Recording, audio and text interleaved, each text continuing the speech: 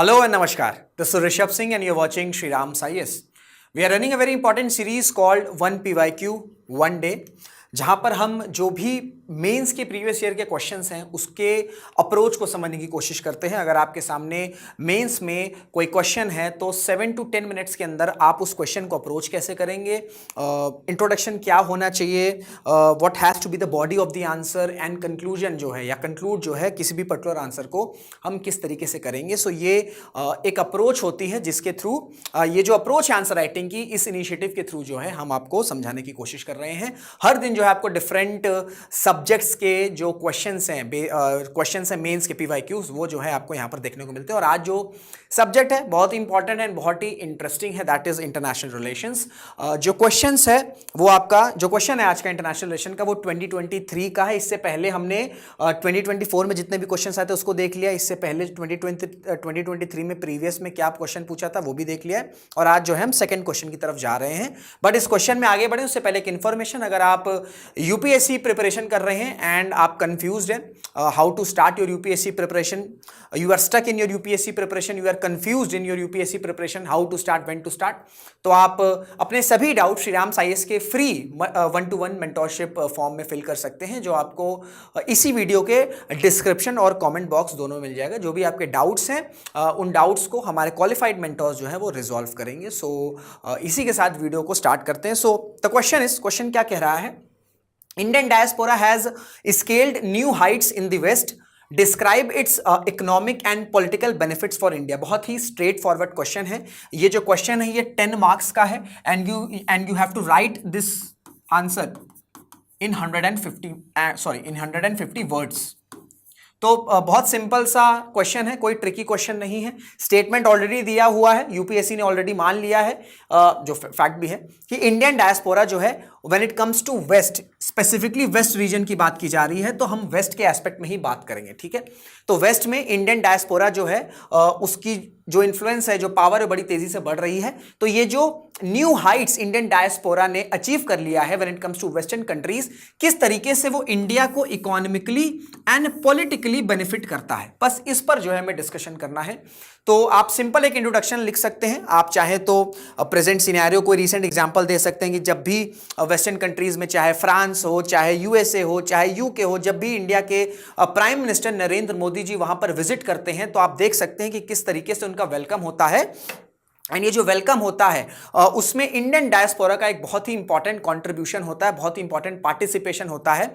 आप देखे होंगे कि किस तरीके से इन सभी कंट्रीज में हॉल बुक किया जाता है जहां पर इंडियन ओरिजिन जो है, जो इंडियन डायस्पोरा है वो आता है और अच्छे खासे नंबर में आता है, जो कि प्राइम मिनिस्टर नरेंद्र मोदी के विजिट को और ज्यादा स्ट्रॉन्ग और इन्फ्लुएंस बना देता है। तो आप इस तरीके से भी स्टार्ट कर सकते हैं। कोई आप रिसेंट एग्जांपल जैसे हाउ दी इवेंट हो गया, हाउ दी मोदी इवेंट हुआ था बैक इन द ईयर 2019, आप उसे हाईलाइट कर सकते हैं, या इससे पहले 2015-16 जो भी है आप इस तरीके से रिफर कर सकते हैं। या तो आप सिंपली डेटा के साथ जो है इस आंसर को स्टार्ट कर सकते हैं। जैसे according to United Nations Department of Economic and Social Affairs, the Indian diaspora estimated at over 18 million, ठीक है, 18 मिलियन जो है। And this Indian community has grown not just in numbers but also in influence, wealth and political clout, benefiting India economically and diplomatically. तो जो UPSC का question दिया हुआ है वही आपने इसमें कर दिया कि भाई क्योंकि इंडियन डायस्पोरा जो वेस्ट में उसका नंबर इस तरीके से हो गया, आपने किस एजेंसी ने बताया ये भी मेंशन कर दिया। एंड अल्टीमेटली इस नंबर से क्या हो रहा है कि इंडिया को इकोनॉमिकली और जो है आपका पॉलिटिकली दोनों ही वे में बेनिफिट हो रहा है।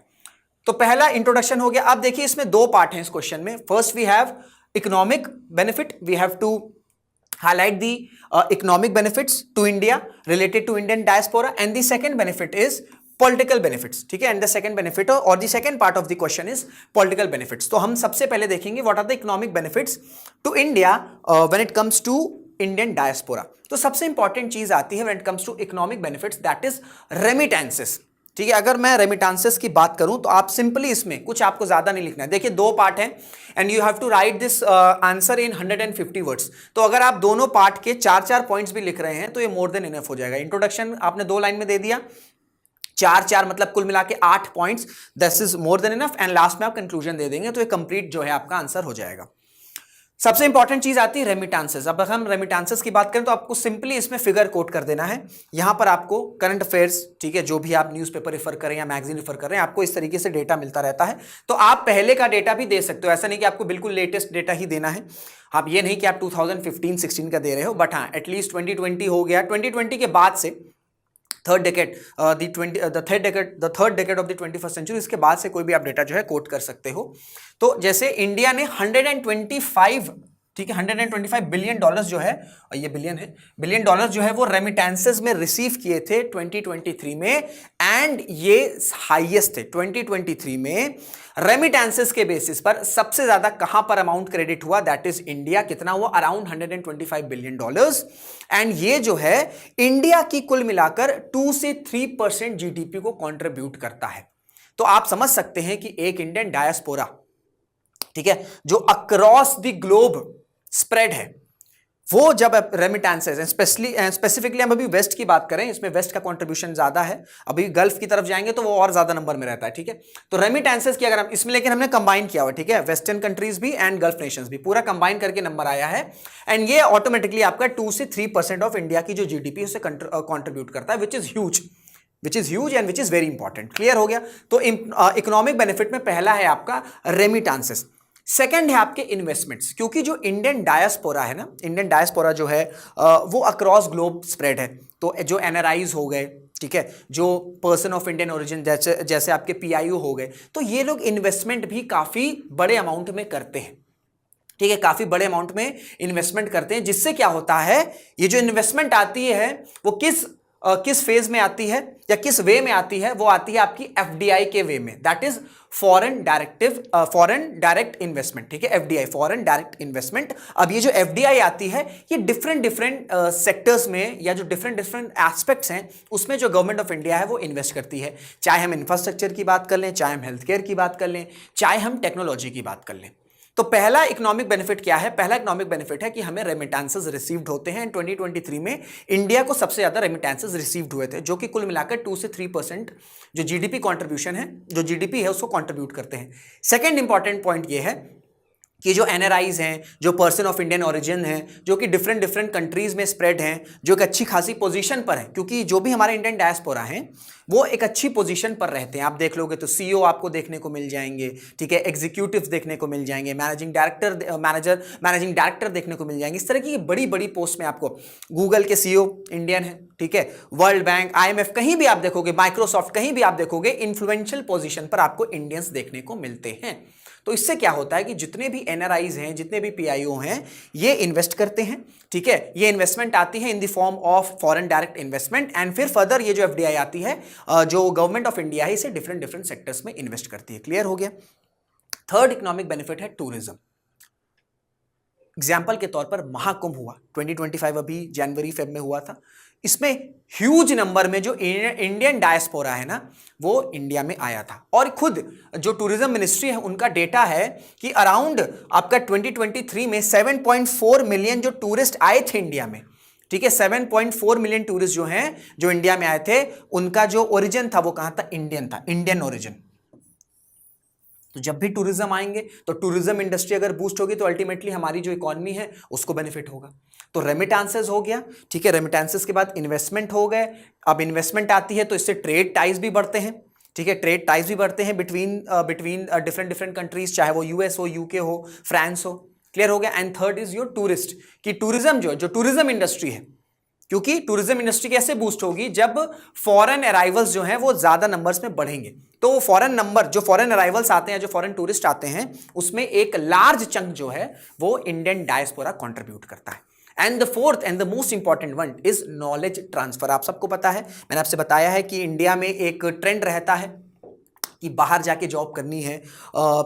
वेस्टर्न यूनिवर्सिटीज़ हो गई, ठीक है, वहाँ पे कोर्सेज करने हैं, प्रोग्रामिंग करनी है, डेटा साइंस की बात कर लीजिए, डेटा एनालिटिक्स की बात कर लीजिए, फिर आपका और भी जितनी और भी आपकी जो इमर्जिंग टेक्नोलॉजीज़ हैं, या मैनेजमेंट हो गया, इन सब के जो कोर्सेज हैं, ठीक है, वो बहुत नंबर में जो इंडियंस हैं वो करना चाहते हैं और वो जाते भी हैं। तो उससे क्या होता है? एक नॉलेज ट्रांसफ़र होता है। नॉलेज ट्रांसफ़र कहाँ होता है? डिफरेंट सेक्टर में, चाहे हम हेल्थ केयर की बात कर लें, ठीक है, चाहे हम आईटी की बात कर लें, चाहे हम एजुकेशन की बात कर लें, ठीक है, चाहे हम टेक्नोलॉजी की बात कर लें, तो ये जो आपका स्प्रेड हो रहे हैं इंडियन डायस्पोरा, वो जो नॉलेज गेन कर रहे हैं उस कंट्री से, ठीक है, उस कंट्री से, इंडिया में थे, इंडिया से वो गए किसी और कंट्री में, वेस्ट कंट्री में, चाहे यूएस हो, यूके हो, वहां जाकर उन्होंने पढ़ाई करी, एक अलग पर्सपेक्टिव उन्होंने जो है वो गेन किया, एंड वो जो पर्सपेक्टिव है, वो जो नॉलेज है, फिर वो ट्रांसफर होती है, ठीक है, वो ट्रांसफर होती है इंडिया के डिफरेंट डिफरेंट एस्पेक्ट्स में या डिफरेंट डिफरेंट सेगमेंट्स में, जैसे आपका हेल्थ केयर हो गया, एजुकेशन हो गया, टेक्नोलॉजी हो गया, ठीक है, ये आईटी हो गया, ये सब कुछ ऐसे सेक्टर्स हैं जहां पर जो ट्रांसफर, जो नॉलेज ट्रांसफर है वो होता है इंडियन डायस्पोरा की वजह से। तो ये 4 सिंपल से पॉइंट्स हैं जो आप बहुत ही अच्छे से हाईलाइट करोगे तो आपको अच्छे खासे जो मार्क्स है वो मिल जाएंगे। देखिए, मुझे आपके सामने बहुत ज्यादा नंबर यहां पे प्रोजेक्ट नहीं करना। मैंने आपसे क्या बोला कि ये जो अप्रोच है, मेरी ये जो आंसर राइटिंग वाली अप्रोच है, ये सिंपल है कि जब आप मेंस की आंसर राइटिंग लिख रहे होगे, जब आप मेंस का पेपर दे रहे होगे, तो 7 से 10 मिनट्स के बीच में, 7 से 10 मिनट के बीच में, उस प्रेशर टाइम में आप क्या क्या simple points yet powerful points जो है वो हाईलाइट कर सकते हो, वो नोट कर सकते हो। तो ये बहुत ही सिंपल पॉइंट्स हैं, but at the same time they are very important and they are very powerful points when it comes to economic benefits related to Indian diaspora. Clear हो गया? So we are done with the economic benefits, that is we are done with the first part of the question. Now we will move to the second part of the question and very important, that is political benefits. तो यहां पर भी हम 4 points देंगे। कोशिश किया करिए कि अगर आप किसी एक पार्ट को, हाँ, अब उसमें यह दिया हुआ है कि एक पार्ट इंपॉर्टेंट है, एक पॉइंट क्वेश्चन में यह दिया हुआ है कि 2 पार्ट है, बट उसमें फर्स्ट पार्ट पर ज्यादा पॉइंट दिया गया है या ज्यादा प्रेशराइज किया गया है, तो आप उसमें ज्यादा पॉइंट्स कर सकते हो। बट अगर दोनों पॉइंट्स इक्वल हैं, तो अगर आप उसमें 3 पॉइंट्स लिख रहे हो या 4 पॉइंट्स लिख रहे हो, तो सेकंड पार्ट में भी कोशिश करो कि आप 3 या 4 पॉइंट्स ही लिख रहे हो, तो उससे एक बैलेंस आ जाता है। क्लियर हो गया? तो इकोनॉमिक बेनिफिट्स में we have written 4 points, same goes for political benefits. यहां पर भी हमने 4 पॉइंट्स जो है वो मेंशन किए हैं। पहला है बायलैटरल रिलेशंस। अब अगर मैं बात करूं जो इंडियन ओरिजिन है, मैंने आपसे बताया कि काफी इन्फ्लुएंशियल पोजीशन पर रहते हैं। जैसे एग्जांपल के तौर पर, एग्जांपल आप इसमें हाईलाइट कर दोगे, Kamala Harris, the former vice president of United States of America, and currently जो अभी यूएस के वाइस प्रेसिडेंट हैं, उनकी जो वाइफ हैं ऊषा वैंस, ये भी आपके इंडियन ओरिजिन से बिलोंग करती हैं। इंडिया से इनका हिस्टोरिकल लिंक्स है और हिस्टोरिकल ओरिजिन्स है। तो इससे क्या होता है कि जो बायलैटरल रिलेशंस होते हैं ना, वो ऑटोमेटिकली ही रिफाइन हो जाते हैं, ऑटोमेटिकली ही बड़े इंप्रूव हो जाते हैं। ठीक है, क्योंकि जो स्टेट की एक इंपॉर्टेंट पोजीशन को होल्ड किया हुआ है एंड उसका ओरिजिन जो है वो इंडिया से है, तो कहीं ना कहीं एक सॉफ्ट स्टांस आ जाता है। इस वजह से आप देखोगे कि जो इंडियन डायस्पोरा है, जब भी वो एक की पोजीशन पर रहता है, तो जो ट्रेड रिलेशंस होते हैं या जो बायलैटरल रिलेशंस होते हैं उस पर्टिकुलर कंट्री के साथ, मोर और ऑफन जो है वो अच्छे रहते हैं, वो बेटर रहते हैं। तो पहला रहता है कि बायलैटरल रिलेशंस जो है वो इंप्रूव होते हैं। क्यों? क्योंकि जो इंडियन डायस्पोरा है वो कुछ की पोजीशंस को होल्ड करता है। सिर्फ कंपनीज की बात नहीं कर रहा हूं, गवर्नमेंट में भी कई इंपॉर्टेंट पोजीशंस जो हैं इंडियन ओरिजिन होल्ड करते हैं, या जो इंडियंस हैं वो होल्ड करते हैं। अभी जो ट्रम्प की प्रेसिडेंसी है या जो ट्रम्प का जो कैबिनेट है, उसमें भी आप देखोगे कि बहुत इंपॉर्टेंट पोजीशंस ऐसी है जहां पर आपको इंडियंस या इंडियन ओरिजिन या इंडियन डायस्पोरा के पर्सनैलिटीज या जो लोग हैं देखने को मिल जाएंगे। So first we have bilateral relations. Third है आपका key positions in important offices. Bilateral relations मैंने इसलिए बोला क्योंकि गवर्नमेंट में इंपॉर्टेंट पोजीशंस होल्ड करते हैं। इंपॉर्टेंट ऑफिसेस की बात करूं तो we have IMF, we have World Bank, we have Google, it's a very important company, we have Microsoft, सुंदर पिचाई, गूगल हो गया सुंदर पिचाई। तो ये जो इंपॉर्टेंट ऑफिसेज हैं, और ये सिर्फ यूएस, मैं यूएस की बात नहीं कर रहा हूं, वेस्टर्न कंट्रीज की बात करें तो ये जो वेस्टर्न कंट्रीज जो मैंने अभी नाम लिया, IMF हो गया, वर्ल्ड बैंक हो गया, गूगल हो गया, माइक्रोसॉफ्ट हो गया, ये पूरी वेस्टर्न कंट्रीज के लिए काफी इंपॉर्टेंट ऑफिसेज होते हैं। इसमें आप देखोगे कि या तो आपको हेड पे कोई इंडियन देखने को मिल जाएगा, CEO आपको इंडियन देखने को मिल जाएगा, एक इंपॉर्टेंट पोजीशन पर आपको इंडियंस देखने को मिलते हैं। तो अल्टीमेटली इसका बेनिफिट जो है वो इंडिया को होता है। ठीक है, पॉलिटिकली इसका बेनिफिट इंडिया को पॉजिटिव वे में होता है। क्यों? क्योंकि जब भी जैसे IMF हो गया, IMF से कुछ इश्यूज हैं, वर्ल्ड बैंक हो गया, ठीक है, तो जो प्रोसेसेस रहते हैं वो स्मूथ हो सकते हैं बिकॉज की पोजीशन पर इंडियन डायस्पोरा के लोग पोजीशन पर होल्ड किया। ऐसा नहीं कि सारी चीजें रिलैक्स हो जाएंगी, बट हाँ, काफी हद तक हमारे जो प्रोसेस रहते हैं वो काफी हद तक स्मूथ हो सकते हैं या स्मूथ हो जाते हैं। सेकंड है या थर्ड है लॉबिंग। ठीक है, थर्ड है आपका लॉबिंग। जब भी, क्योंकि इंडियन डायस्पोरा मैंने आपको बताया कि कोई आपको गवर्नमेंट की पोजीशन पर, गवर्नमेंट में कोई की पोजीशन होल्ड करता हुआ देखने को मिल जाएगा। ठीक है, आपको इंटरनेशनल ऑफिसेज या इंटरनेशनल ऑर्गेनाइजेशन में की पोजीशंस होल्ड करते हुए देखने को मिल जाएंगे। तो इसका इंपैक्ट क्या रहता है कि जो लॉबिंग होती है, when it comes to India वो काफी स्ट्रांग हो जाती है एंड इंडिया के फेवर में हो जाती है। प्लस अगर कोई एंटी इंडिया प्रोपेगेंडा उस कंट्री में चल रहा है, जैसे ऑस्ट्रेलिया हो गया, ठीक है, ऑस्ट्रेलिया में जैसे आपका खालिस्तान के स्लोगन्स हमें देखने को मिल जाते हैं, वहां पे कुछ खालिस्तान की रैलियां देखने को मिल जाती है, सेम गोज फॉर यूके। तो यहां पर ये जो एंटी इंडिया प्रोपेगेंडा है ये इंडियन डायस्पोरा के वजह से जो है काफी हद तक काउंटर रहता है, काफी हद तक सप्रेस रहता है।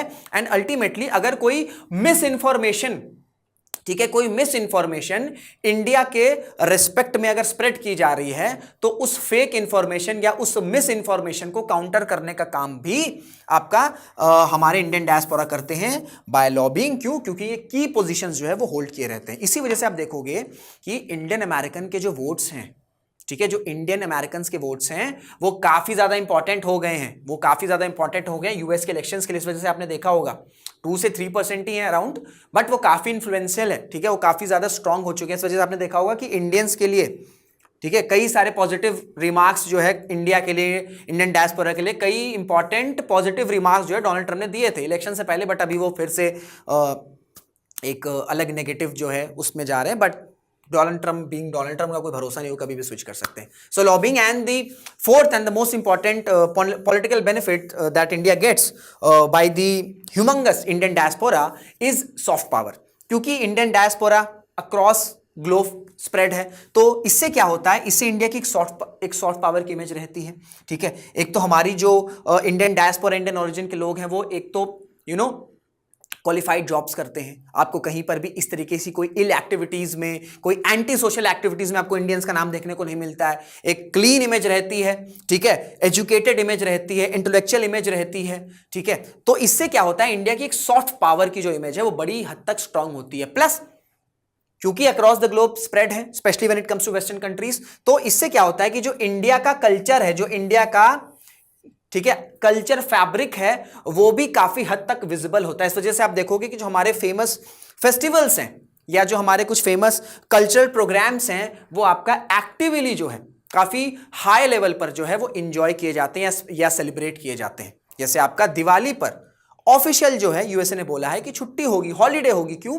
क्योंकि एक अच्छा खासा इन्फ्लुएंस बढ़ रहा है। तो इससे क्या हो रहा है, इंडिया का सॉफ्ट पावर और इंडिया का जो कल्चरल फैब्रिक है वो अक्रॉस ग्लोब जो है वो स्प्रेड होता है। तो ये पॉलिटिकली काफी ज्यादा बेनिफिट करता है when it comes to India. तो ये आपके 4 ऐसे इंपॉर्टेंट पॉइंट्स हैं that benefits India when it comes to politics with the help of or related to Indian diaspora। तो ये आप सिंपल सा आंसर लिखेंगे एंड इसके बाद ये आंसर आप कंक्लूड कर देंगे। इसमें कुछ बहुत ज्यादा ट्रिकी नहीं था, सिंपल स्ट्रेट फॉरवर्ड क्वेश्चन था and simple straight forward answer भी आप इसी तरीके से लिखेंगे। तो आई होप आपको ये जो वीडियो है, जो क्वेश्चन है, ये समझ में आया होगा। कोई डाउट होगा तो अपने डाउट आप कमेंट बॉक्स में पिन डाउन कर सकते हैं। इसके साथ एक और इन्फॉर्मेशन है, हमारा एक सेकंड यूट्यूब चैनल जो है वो स्टार्ट हो चुका है, श्रीराम साइंस यूपीएससी प्रेप करके। तो उसे जरूर से सब्सक्राइब कर लीजिएगा, क्योंकि वहां पर भी बहुत ही डिफरेंट इनिशिएटिव्स जो है आपके लिए लाए जा रहे हैं, जो अल्टीमेटली आपके UPSC prelims, UPSC mains and UPSC interview के लिए काफी ज्यादा हेल्पफुल हो सकते हैं। तो इस वीडियो को भी लाइक करिए, शेयर करिए, कॉमेंट करिए, इस चैनल को भी सब्सक्राइब करिए अगर नहीं किए हैं, और जो हमारा सेकंड चैनल है उसको भी जरूर से सब्सक्राइब कर लीजिएगा। तो इसी के साथ इस वीडियो को एंड करते हैं। Till then this is Rishabh Singh signing off. जय हिंद, जय भारत।